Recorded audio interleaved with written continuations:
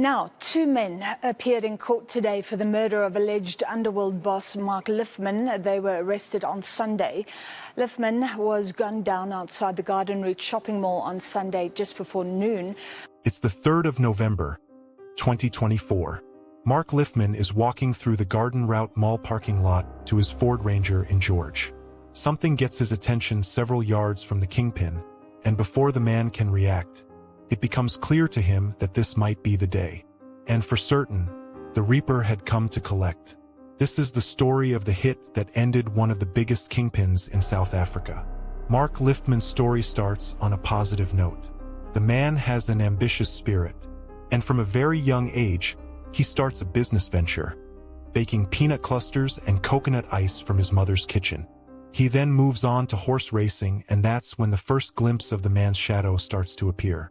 You see, the horse racing sport is a competitive scene. The man starts intimidating his competition. But not only that, he also starts to do the one thing that is bound to get you on the radar of any government on planet Earth. He starts to evade taxes on his horse racing proceeds. These early tactics are signs of what to come, as the man starts to slip deeper and deeper into the rabbit world of crime. His next move takes him into the property business, where he starts buying RDP properties in Brackenfell, Quills River and Delft. But the man is not just buying properties, he is defrauding the owners in the process. These houses are mostly given to the public by the government. Some of these areas are brutally affected by drug addiction, and the man takes this advantage with some of the owners. He buys 3 properties for 10 Rand each in Delft. It's exactly a day after the 10 Rand purchase in Delft. A man is sitting in his office when he sees a paper indicating an almost impossible house purchase price in an area he's highly familiar with. The man is Jerome "Donkey" Boysen. You see, Boysen works for the city of Cape Town by the day, but he is also part of a notoriously known gang called the Sexy Boys. This purchase is within their territory, and the circumstances of the deal lead to Mark Lifman being on the radar of the local gangs. They immediately start intimidating the man.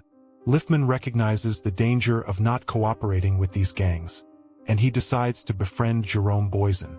The two are now collaborating on these property deals. They often attend property auctions, with Lifman putting low bids on properties and Boysen using his connection to the Cape gangs to intimidate any other competitor. The successful strategy makes the man feel invincible. He now not only has the money to bend the rules, but also the muscle to enforce his own. The property business is not enough for Lifman. He decides to enter the private security scene. It's now July 6, 2015. Joe Louis Kenyona, a doorman at Beer House on Long Street, is standing at the entrance. A group of men appear from nowhere, trying to enter the establishment without being searched. The doorman tries to reason with them, but before he can utter a word, one of the 4 produces a kitchen knife and buries it straight into the man's neck. He struggles to climb the stairs to try to get to his brother inside the club, but he passes out before he can reach to the other side. The man had just become a casualty in the battle of control for security services by the Lifman gang. A few days after the incident, the owner of the club receives a statement from a private security firm offering their protection services. He had previously refused to cooperate with these extortions, but the death of his doorman had just taken the situation to a vicious level. The man agrees to pay 2,000 Rand from then on. But his battles with Lifman are far from over. Lifman now controls most of the club scene on Long Street, but his next move is about to trickle the first domino towards his end. You see, the man had been facing competition in all his prior endeavors, but enemies in the underworld of Cape Town are a whole different ballgame. During one of the property auctions, the man decides to intimidate a man named Anwar Gali. He not only intimidates this man, but he buys a property which was on the verge of being secured by Gali. But what he doesn't know is that this man is an associate of Nafis Modak. Mark Lifman was now about to meet his match in this ruthless world of crime. Moments after the auction, Nafis Modak is smoking his Gran Habano when his phone rings. The man puts out the cigar before answering the call, expecting a new property. He listens to his associate for a while before they both agree to take on the Lifman group head-on, starting with the private security business. Nafis Modak is a big dog in this industry, but he also has the backing of one of the most ruthless gang boss in the Cape Town underworld. His name is Ralph Stanfield. He is the leader of the 28 gang, and it takes them exactly 3 days to take over Long Street security services from Lifman and his associates.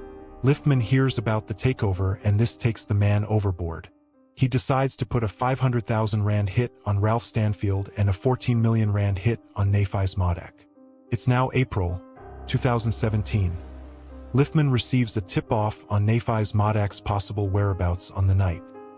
He quickly rings his most trusted hitman, who's the leader of the 27 gang called William Reds Stevens. The man contacts one of his shooters named Cheslin Adams, and the man quickly drives to the Café Caprice in Camps Bay to eliminate the kingpin. Adams arrives at the location and gunshots erupts on site. 2 men are injured during the exchange, but Modak is nowhere to be seen. The bartender on the night quickly checks on one of his injured friend, and this experience ignites a roaring fire in the man. You see, this bartender was none other than Gert Johnny Bezuidenhout, a name that would later play a prominent role in the assassination of Lifman. It's now July 2017. Ralph Stanfield is on his way to a meeting when 2 vehicles stop next to his vehicle.